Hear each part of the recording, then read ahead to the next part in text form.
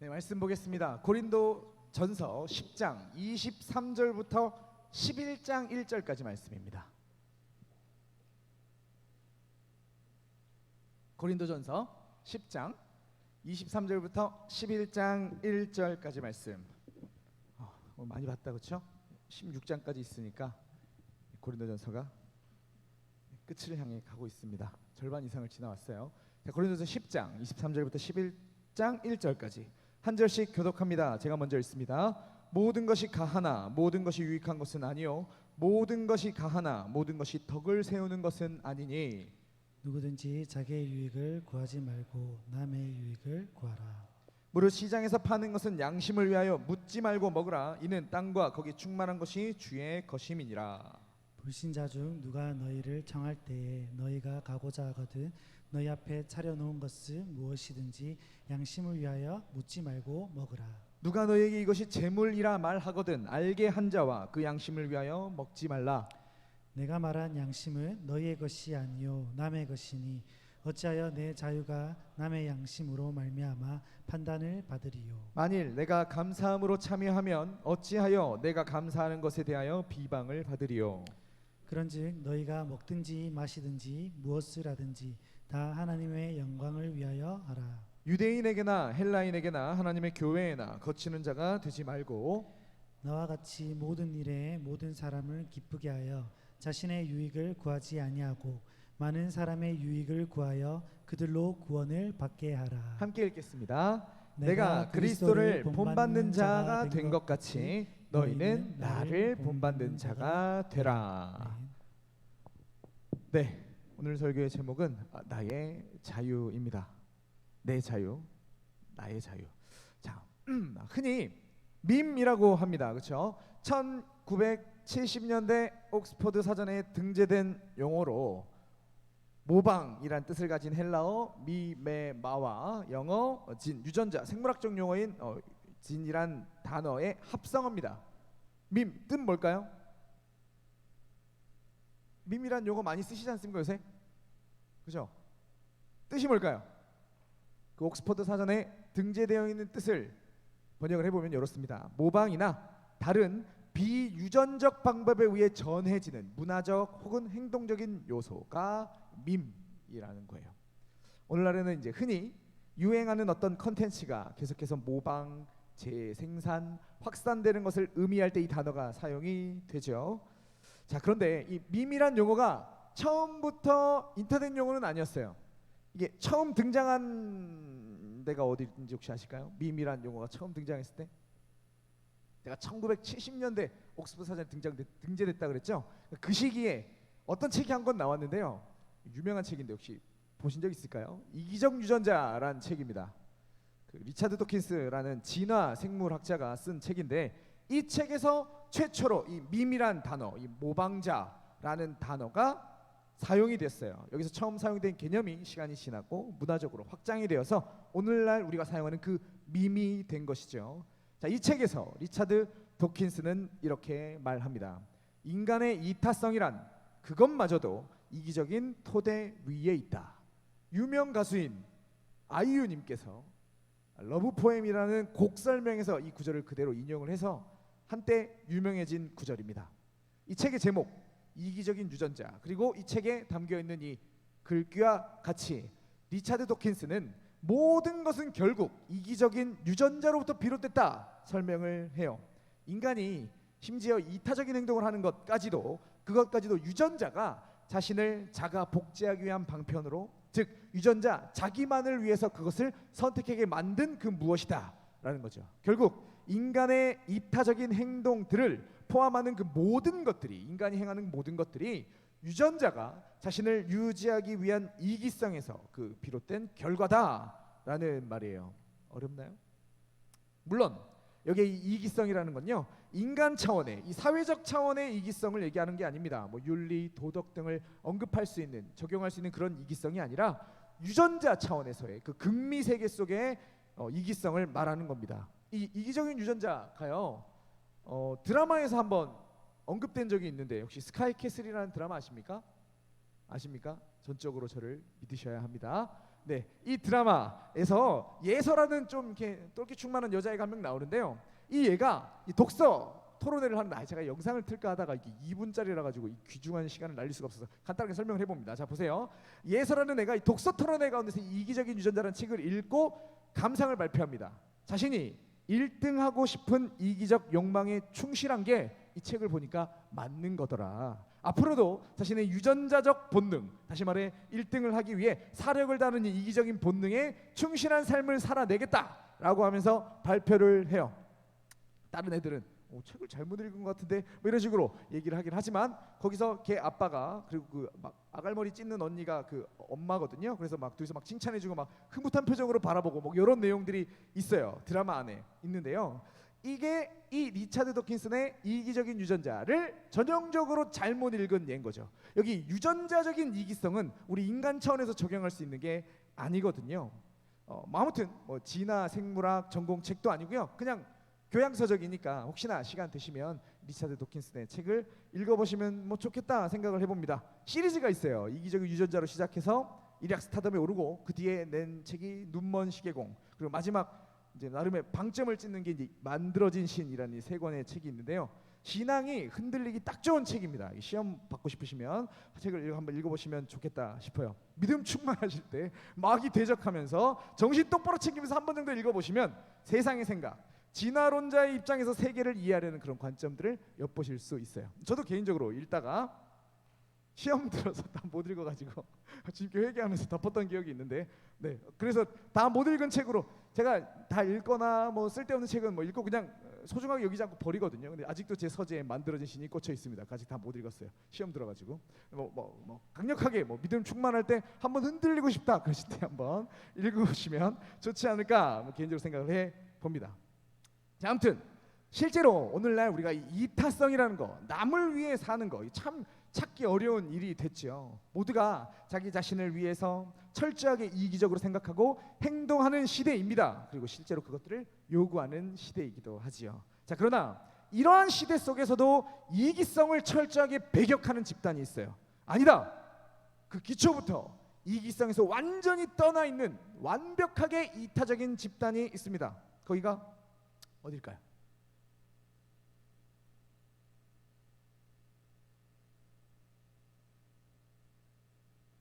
어딜까요? 네, 교회라는 집단입니다. 교회는 그 시작부터 이타성으로 시작이 됩니다. 바로 자기 자신을 위함이 아니라 철저하게 타인을 위해서, 아니 정확하게는 그저 단순히 객관적인 타인, 중립적인 타인 정도가 아니라 죄인이며 원수인 우리를 위해서 예수가 십자가의 죽으심으로 시작된 게 교회거든요. 그래서 그럴까요? 교회는 말씀을 통해 그 구성원들에게도 철저하게 이타적인 것을 요구합니다. 당장에 오늘 본문, 우리가 함께 읽은 본문 속에서 사도 바울도 이렇게 말씀을 합니다. 본문 24절, 누구든지 자기의 유익을 구하지 말고 남의 유익을 구하라. 자, 먼저 이 헬라어 원문을 보시면요, 이 단어 어디에도, 이 구절 어디에도 유익이란 단어가 없어요. 그래서 이걸 그대로 직역을 해보면 이렇게 됩니다. 스스로의 것을 구하지 말고 다른 이의 것을 구하라. 우리가 구할 것은 단순히 타인의 유익 정도가 아니라는 겁니다. 예수의 사랑을 경험한 교회의 구성원은 반드시 나의 것, 나의 일, 나 자신을 위해 살지 말고 다른 이의 것, 다른 이의 일, 타인을 위해 살라는 놀라운 말씀이며 명령이죠. 어떠세요? 여러분들, 타인을 위해, 전적으로 타인을 위해 사실 수 있겠습니까? 어쩌면 리차드 도킨스가 말한 것처럼 우리의 유전자는 이기적일지 모릅니다. 아니, 죄된 인간은 그 모든 부분에 죄의 영향력 아래에서 영향력을 받고 있는 타락한 인간은 이기적인 걸 선택할 수밖에 없는 태생적으로 이기적 존재이죠.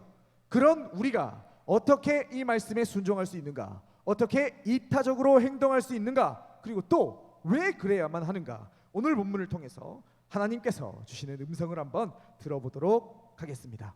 먼저 오늘의 이 말씀들은요, 지난 몇 주간 쭉 살펴온 단락의 결론부입니다. 함께 읽어서 확인했지만 단락 구분이 좀 이상해요. 그렇죠? 10장 33절이면 33절이지 11장 1절로 제가 단락을 끊어놨습니다. 왜 그럴까요? 다음 주부터 살펴볼 11장 2절부터는 또 전혀 다른 내용이 전개가 되기 때문이죠. 이거 역시 제가 설교 중에 한번 말씀드린 기억이 있는데요. 성경의 장절 구분은 원문에 포함된 것이 아닙니다. 장과 절은 하나님 말씀이 아닙니다. 구약은 1226년 스테판 랭톤이라는 형님에 의해서 처음으로 장구분이 생겼고요.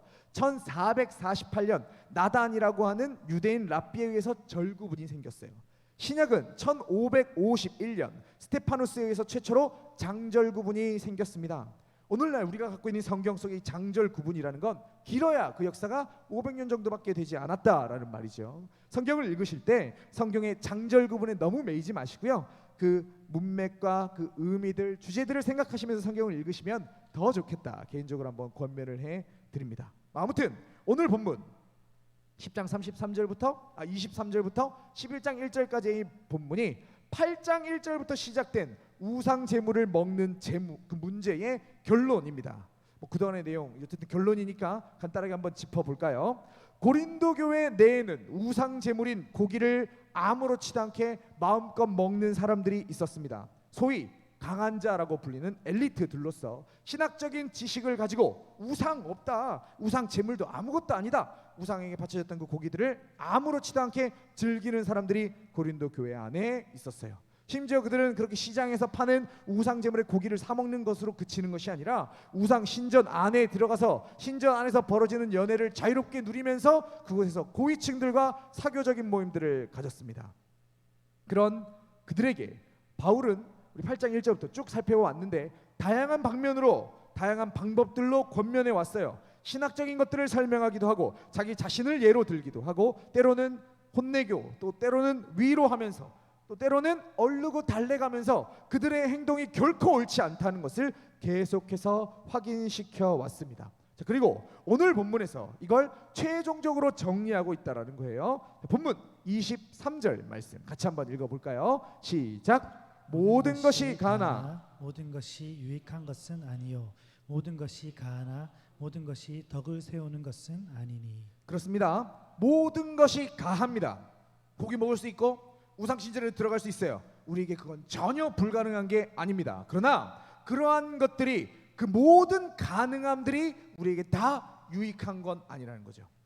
또한 그 모든 것들이 다 덕을 세우는 건 아닙니다. 먼저 여기 23절의 말씀은요, 앞서 기억하실지 모르겠지만 6장을 살필 때 이미 한번 언급했던 적이 있는 구절입니다. 성경 있으시면 앞으로 조금 넘겨보시고 없는 분들은 앞에 화면 보시고요.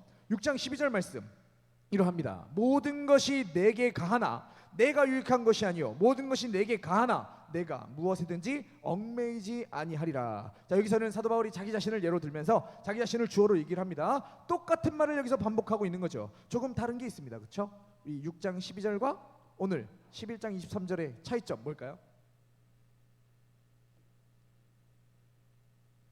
그렇죠. 빨간 거 넘겨버렸네. 얽매이지 아니하니라 라는 부분이 다릅니다. 거기서는요 6장 12절의 사도 바울은 내가 얽매이지 않겠다라고 얘기하면서 그리스도인의 자유에 대한 부분을 다뤘어요.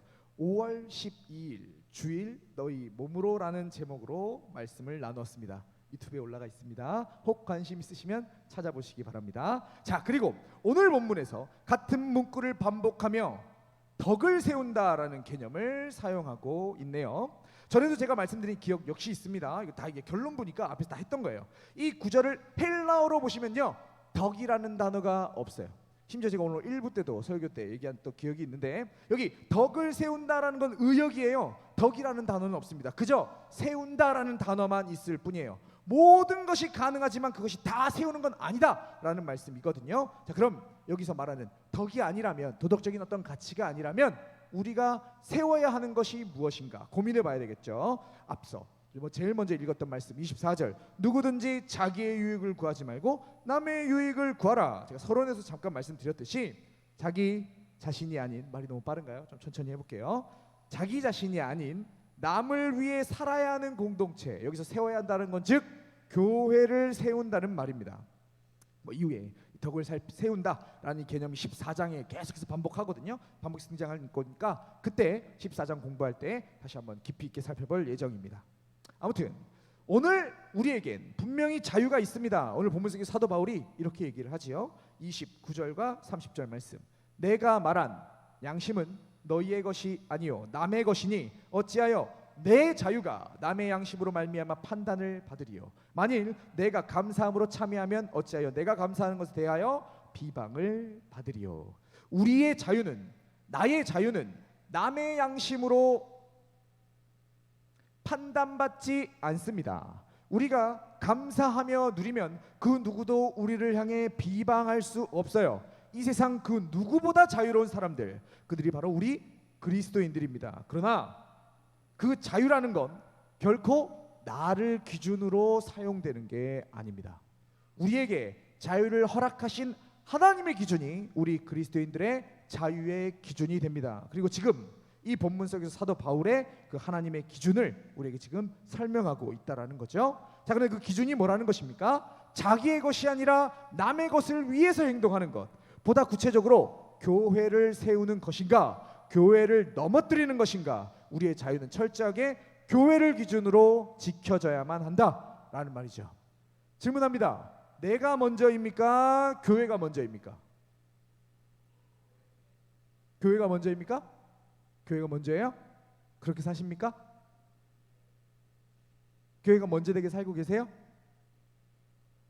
과거 우리 믿음의 선배들은 뭐 굳이 멀리 갈 필요 없어요. 우리 어머니, 아버지 세대 혹은 할머니, 할아버지 세대, 이 순간까지 이 주례교회를 지켜오신 그분들은 나를 위해서가 아니라 교회를 위해서 사셨습니다. 내가 못 먹고 내가 못 입어도 교회에 힘껏 헌신하면서 우리 집은 비가 새도 교회는 비 새면 안 된다고 날씨 굳을 때 나오시고 교회를 돌아보시면서 그렇게 사셨어요. 그렇게 살아오셨습니다. 이게 우리 믿음의 선배들의 모습입니다. 그러나 오늘 우리는 어떠합니까? 많은 사람들에게 교회라는 공동체는 결코 자기 자신보다 중요하지 않습니다. 교회야 어떻게 되든지 내가 잘 살고 내가 가득 차고 나서 이후에 남는 그 무엇으로 교회를 위합니다. 물론 내가 잘 살아야죠. 여러분들 보고 막 배 쫄쫄 굶으라고 막 있는 재산 다 교회 갖다 바치라고 그런 말 하는 거 아닙니다. 여러분들 채워져야죠. 그러면 그렇게 교회를 세워 나간다면, 내 거 다 채우고 남는 잉여한 곳으로 교회를 세워 나간다면 이 교회가 잘 세워져 나갈까요? 그렇게 살면 나 다 채우고 남는 것으로 교회를 헌신하고 교회를 세우는 방식으로 살아가면 이 공동체가, 하나님의 나라 이 공동체 교회와 세상의 다른 공동체가 무슨 차이가 있습니까?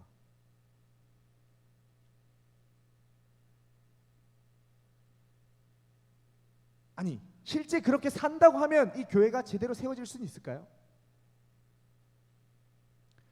우리를 채우는 기준은 얼마일까요? 어디까지가 차는 거고 어디까지로 우리가 만족할 수 있을까요? 얼마만큼 누려내야 우리가 이건 남는 거라고 생각할 수 있을까요?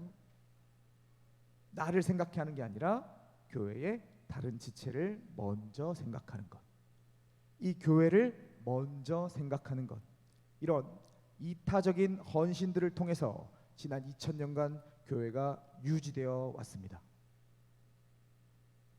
그렇게 유지된 그 교회를 우리가 누리고 있습니다. 우리 엄마, 아빠, 할머니, 할아버지 그렇게 힘써 헌신하셨기 때문에 오늘 우리가 이곳에서 주의 교회란 이름으로 주께 예배할 수 있는 겁니다.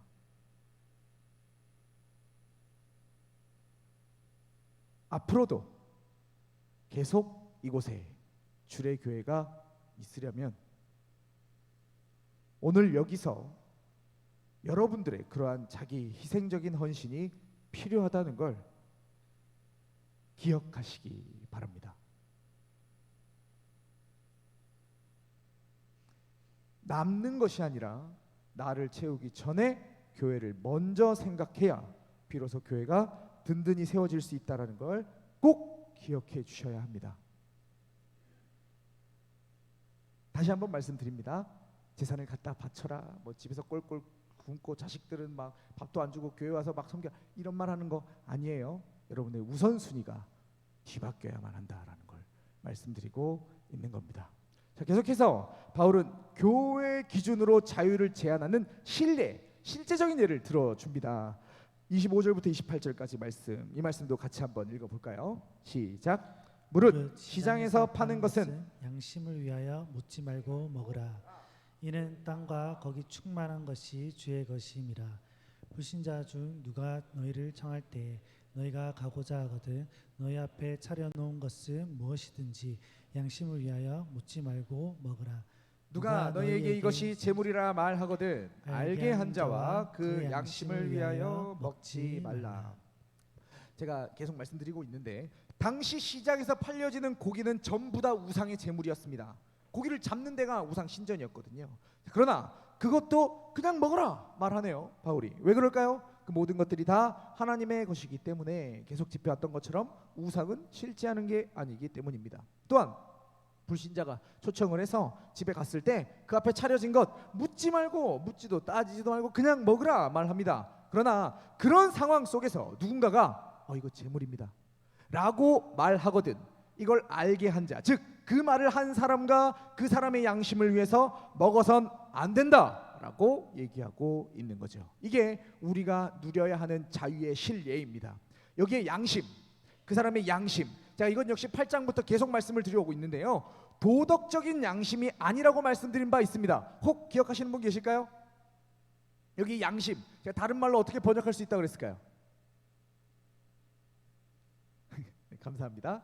네, 항상 언젠가 진짜 반번 똑같은 설교 한번 더 할 거야. 자, 자의식이라고 번역할 수 있어요. 양심이라는 건 도덕적인 그 개념 양심이 아니고요, 자의식이라고 번역할 수 있습니다. 내가 그리스도인이라는 그 자의식이 여기서 양심으로 번역된 단어라는 거죠. 우리가 고기를 먹음으로 그리스도인으로서의 신앙, 그 믿음이 흔들리는 지체가 있다면 우리는 그 고기를 먹어선 안 된다라는 말이죠. 내 양심이 아니라 그의 양심, 남의 양심, 그것도 신앙을 가지고 있는 지체, 같은 교회의 구성원인 다른 연약한 지체를 위해서 고기를 먹어서는 안 되는 상황이, 자유를 스스로 제한해야 되는 상황이 주어진다라는 말입니다. 여기 실내에서 고기가 언제 어떻게 우상에게 바쳐졌는지 바울은 지금 그걸 따지고 있지 않습니다. 상처받는 영혼이 있는가, 그로 인해서 그리스도인으로서의 자의식이 흔들리는 연약한 지체가 있는가, 이 기준만을 말하고 있을 뿐이죠. 세상은 흔히 다른 이의 자유를 침범하지 않는 선이 자유의 기준이라고 일반적으로 말합니다. 세상조차도 아무런 한계 없는 자유는 방종이라고 여기다, 잘못된 것이라고 여긴다는 거예요. 자, 그러나 사회적으로, 집단적으로 모든 이가 다른 이의 자유를 침범하지 않는다면 자신의 자유를 지킬 수 있는 것이기 때문에 이건 역시 앞서 서론에서 말한 것처럼 이기적인 그 이유라고 볼 수 있겠지요. 자, 그런데 지금 이 본문 속에 바울은 그것보다 훨씬 더 고차원적인 영적인 기준을 우리에게 말하고 있는 거예요. 여기에는 조금의 이기심도 없습니다. 나를 위함은 조금도 없어요. 전적으로 다른 이의 자의식, 그들의 그리스도인 됨을 흔들지 않는 수준까지, 딱 거기까지 바울이 말하는 그리스도인의 자유의 기준입니다. 우리가 밟을 수 있는 영역이에요. 이 교회를 세우는 데까지 마음껏 자유하십시오. 다른 지체가 상처받거나 그 신앙이 흔들리지 않는 선까지 마음껏 자유하십시오. 그러나 그 누구라도 신앙이 흔들린다면, 단 한 명이라도 마음이 어렵다면 그것은 우리가 결단코 해서는 안 되는 행동이다. 기억하시기 바랍니다. 지난주에 목자 모임을 하는데 한 청년이 제가 정치적인 얘기를 하는 게 어렵다고 얘기를 해주시더라고요. 그래서 죄송하다고 말씀을 드렸어요. 단 한 명이라도 정치적인 얘기를 했을 때 마음이 어렵다면 영원히 입을 다물어야 하는 게 교회입니다. 또 목사가 어떤 특정한 행동들을 했을 때 마음이 어려우시겠죠. 그런 거 편하게 말씀해 주세요. 거기까지가 제가 행동할 수 있는 자유거든요. 그래서 사실 평신도들보다 직분자들보다 좀 교육자들이 더 많은 자유를 제한받는 게 사실입니다. 왜요? 아니까. 들려지니까. 평신도가 담배 피는 것에 대해서 뭐 아직 예수 덜 믿었으니까, 제대로 안 믿었으니까 그럴 수 있어요. 그런데 목사가 앞에서 제가 여기서 하고 막 이렇게 하는 걸 보면 여러분들이 말씀 편하게 들으시겠어요? 들으시겠어요? 네. 어제 우스갯소리로 한 청년이랑 그런 얘기했는데 신방 갈 때 목사가 막 하일라야 이런 거 타고 가는 거죠. 막 부둥부둥 해서 권사님 반갑습니다. 막 가죽 자켓 입고 그래갖고 신방 가면 여러분들 편하게 신방 받으시겠어요?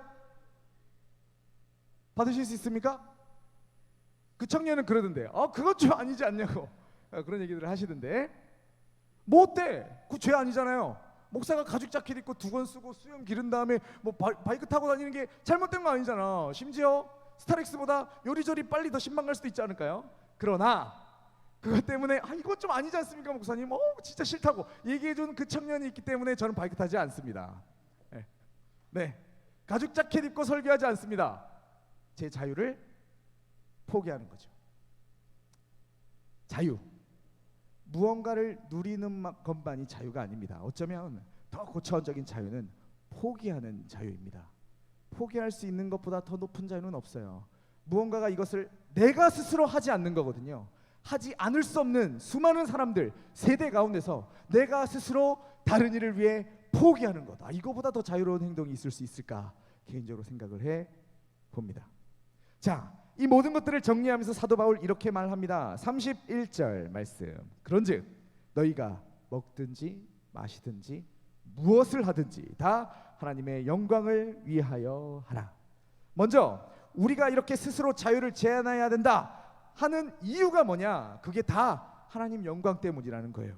우리의 삶은 결국 솔리 데오 글로리아, 오직 하나님의 영광이라는 위대한 종교개혁의 슬로건입니다.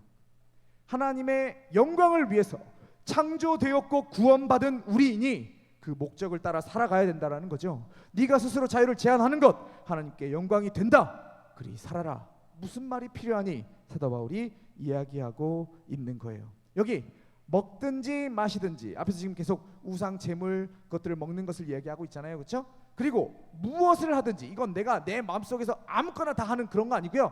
이 맥락 속에서 보자면 이걸 먹지 않음을 얘기하는 겁니다. 우상의 제물을 먹든지 마시든지 무엇을 하든지 그것을 하지 않든지, 우리가 무언가를 해야만 한다면, 그런 것들이 우리에게 규정된다면 그건 다 하나님의 영광을 위함이다라는 거죠.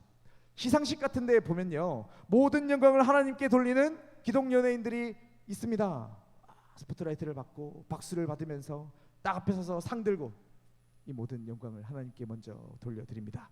자신에게 돌려질 영광, 그 모든 것들이 하나님으로부터 비롯되었다. 그분을 높이는 것, 하나님의 영광을 위한 행동일 수 있겠죠. 그러나 오늘 본문 속 바울이 말하는 하나님의 영광은, 그 영광을 위한 삶은 다른 이의 영혼을 위해서, 그들이 그리스도인으로서 든든히 세워지는 그 목적을 위해서 내가 마땅히 누릴 수 있는 것들을 포기하는 사람들 속에서 발견되는 하나님의 영광입니다.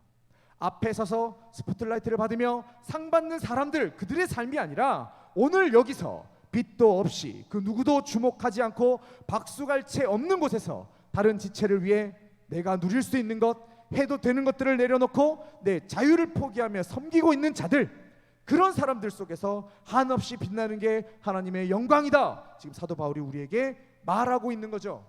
교회의 관점 역시 이 성경의 관점, 하나님의 관점이어야 마땅합니다. 그런 자들 앞에 서서 하나님께 영광을 돌립니다. 박수발제 받으면서 서 있는 그들이 아니라, 우리도 이곳 가운데서 그런 자들을 높이는 게 아니라 저기 뒤에서 해도 되는데 안 하면서, 포기하면서, 빛도 없이 박수갈채 없이 그저 섬기고 있는 자들을 높여줄 수 있는 우리 교회가 되어야 한다라는 거예요. 하나님의 영광을 위해 사는 삶, 앞에 서야 된다, 1등 해야 된다, 세상을 다 씹어 먹어야 된다, 그럼 좋죠. 그러나 그것보다 어쩌면 더 아름다운 하나님의 영광을 위한 빛들은 이런 가장 낮은 곳에서, 그 누구도 인정해 주지 않는 곳에서 더 밝게 빛나고 있다라는 걸 우리가 기억하고, 그런 자들을 높여줄 수 있는 교회, 그런 자들을 인정해 줄 수 있는 교회, 그런 자들을 교회 일꾼으로 선출할 수 있는 교회, 우리 주례교회가 그런 교회가 되어야 마땅하다라는 말입니다. 다음으로 이렇게 할 때 나타나는 결과 역시 오늘 본문 속에서 언급이 되네요. 32절부터 33절까지 말씀, 이 말씀도 같이 한번 읽어보겠습니다. 시작. 유대인에게나 헬라인에게나 하나님의 교회나 거치는 자가 되지 말고 나와 같이 모든 일에 모든 사람을 기쁘게 하여 자신의 유익을 구하지 아니하고 많은 사람의 유익을 구하여 그들로 구원을 받게 하라. 앞서 말씀드린 대로 교회의 지체를 위해서 스스로의 자유를 제한하는 자, 헬라인이나 유대인이나 그 누가 되었든 교회 내의 모든 사람에게 거치는 것이 아니라, 막아서는 장애물 걸림돌이 되는 게 아니라 교회 모든 지체의 마음을 기쁘게 하고 그들의 유익을 위해서 애쓰는 자, 그들을 통하여 교회 안에 구원이 이어지는 거예요. 결국 교회는 구원 공동체입니다. 우리가 그토록 애를 쓰고 말씀을 사모하고 이곳에 나와서 시간들을 보내는 건 결국 구원을 위해서인 거죠. 그런데 그 신령한 구원이라는 것은 아무렇게나 이루어지는 것이 아니라는 겁니다. 하나님의 구원은 이런 자들의 헌신과 자기 희생을 통해서 이루어져 갑니다. 앞에 서서 박수 받으면서 하나님께 영광을 돌립니다 라고 하는 그들을 통해서 하나님의 구원이 이어지는 게 아니라, 아무도 인정해 주지 않는 그곳에서 그저 밟히고 있는 그들을 통해서, 자신의 자유를 포기하는 그들을 통해서 하나님의 구원이 이어져 간다라는 거예요. 이 교회가 유지된다라는 겁니다. 이 교회가 주의 일들을 감당하는 것에는 자기의 어떠함을 포기하고 다른 이들을 위해서 마땅한 것을 내려놓고 빚도 없이 섬기는 자들을, 그들을 통해 교회가 교회될 수 있다라는 말입니다. 구원받는 자들이 일어나고 그들의 삶 속에서 구원이 이루어지며 세대를 거듭하며 구원 공동체로서 교회가 세워져 나갈 수 있다라는 거죠. 그냥 인간적으로 생각해봐도 그러합니다. 누군들 그런 교회 가지 않고 싶겠어요? 그렇죠? 이런 교회가 있답니다. 누구도 이기적으로 살지 않습니다. 누구도 자기 자신을 먼저 생각하지 않습니다. 모두가 다 다른 일을 위해서 자신의 자유를 제한하는 교회, 스스로의 권리를 포기하는 교회, 그 교회에 들어온 사람이 과연 튕겨나갈까요? 그런 교회면 굳이 전도 행사하지 않아도, 유명한 연예인들 앞에 서서 간증하지 않아도 하나님이 사람들을 그냥 쏟아 부어 주시지 않을까요? 모두가 자기 자신만을 생각하는 이 이기적인 세상 속에서 그 정도의 다름을 보여줄 수 있는 교회라면 말 그대로 이 세상의 소금이고 빛의 역할을 넉넉히 감당할 수 있지 않을까요? 그런 교회 안에 있는 사람들은 그 누구도 상처받지 않을 겁니다. 모두가 다 천사와 같은 사람들만 있는 교회, 말 그대로 천국이죠. 주님의 구원이 날마다 이루어져서 확장되고 또 확장되어 부흥하는 교회가 될 것입니다. 우리 교회, 우리 주의 교회, 그런 교회 됐으면 좋겠는데. 마지막으로 바울은 이 전체를 정리하며 이 말로 마무리를 합니다. 11장 1절, 내가 그리스도를 본받는 자가 된 것 같이 너희는 나를 본받는 자가 되라. 아까 서론에서 제가 말씀드렸던 밈 기억하실까요? 밈이란 단어가 제가 뭐랑 뭐가 합쳐진 단어라고 말씀드렸을까요? 헬라어, 모방이라는 뜻을 가진 미메마라는 헬라어 단어와 유전자를 뜻하는 진이라는 단어가 합성돼서 밈이라는 단어가 생겨났다 말씀드렸어요. 여기 그 헬라어 미메마라는 단어가 오늘 본문 속 이 본이라는 단어거든요. 오늘 본문 속에서는 미메테스로 번역이 됩니다. S라는 이 인칭전미사가 붙어가지고 단순한 본, 모방, 미메마가 모방이라는 뜻이라면, 따라함이라는 뜻이라면 미메테스는 모방하는 사람, 따라하는 사람이라는 뜻이에요. 그래서 이걸 번역을 하기로 본받는 자라고 번역을 하고 있는 거죠. 사도 바울은 내가 그리스도를 모방하고 있으니 너희는 나를 모방해라 말합니다. 아니, 헬라어 원문의 순서대로 바꿔보면 나를 모방해라 교만하게 뱉고 나서 내가 그리스도를 모방하고 있으니 라고 조건을 달고 있어요.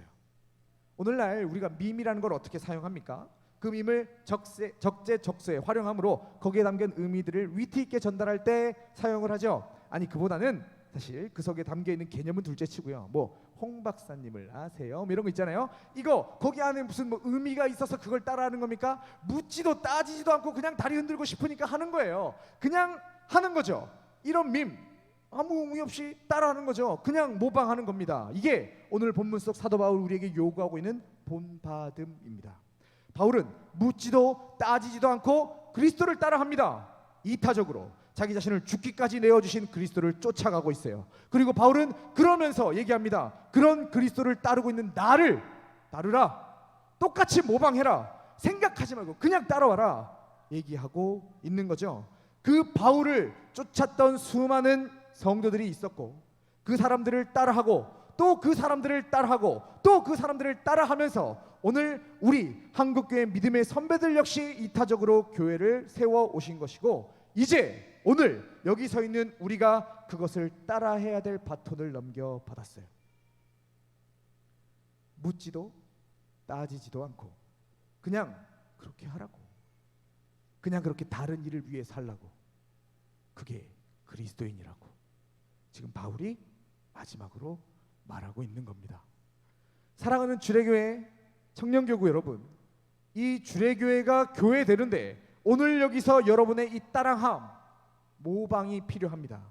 우리 주님이 그러하셨듯 바울을 비롯한 2000년 교회 역사 속에 그 수많은 믿음의 선배들이 그러했듯 이타적으로 내 자신을 내려놓고 내 자신의 자유를 내려놓고 다른 이들, 이 교회 내의 다른 지체를 위해 살아가는 우리가 되어야 합니다.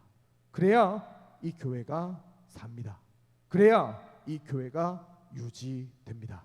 이 교회 내에서 계속해서 구원받는 자들이 일어날 수 있는 것이고, 오늘 우리에게 구원을 준 이 교회가 10년 후에도 100년 후에도 주님 오실 때까지 계속해서 구원을 제공하며 서 있을 수 있는 겁니다.